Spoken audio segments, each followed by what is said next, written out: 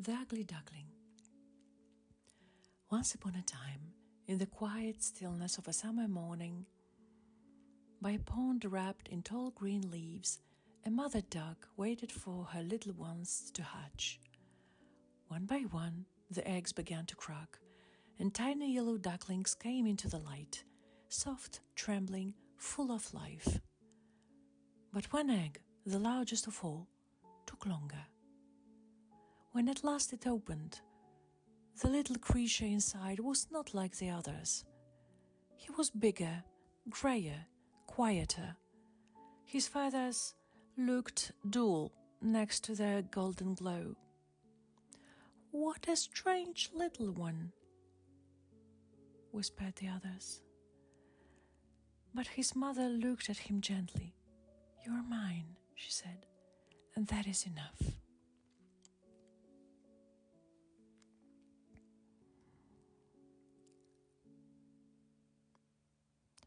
The days passed. The ducklings learned to swim, and soon they followed their mother into the wide pond.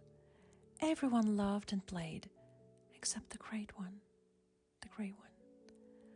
Wherever he went, he heard the same words: "You're too big, too slow, too ugly." So one evening, when the sun turned the water into gold, he slipped away. He walked and walked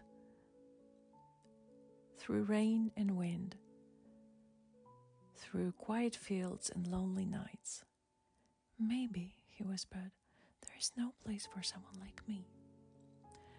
But somewhere deep inside, a tiny spark answered, "Keep going, you are not lost, only waiting to be found."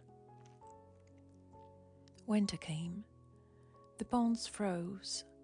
The world grew still and white. The little duckling shivered, curling his neck beneath his wings, dreaming of warmth, of light, of belonging. And though his body trembled, that small spark inside him never went out. Then, one morning, the snow began to melt.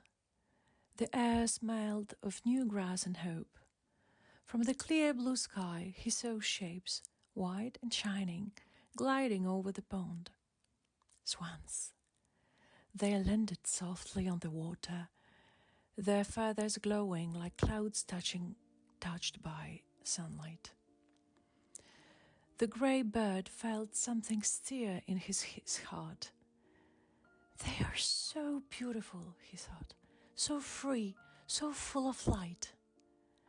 And without knowing why, he stepped into the water to meet them. He bowed his head, ready to be turned away, when suddenly, in the clear reflection, he saw his own image. Not grey, not small, not ugly. A swan, white and radiant. And then he understood. All this time, he hadn't been lost. He had been growing into who he was meant to be. The world has not changed, but he had. And at last he spread his wings and felt the sunlight touch every feather.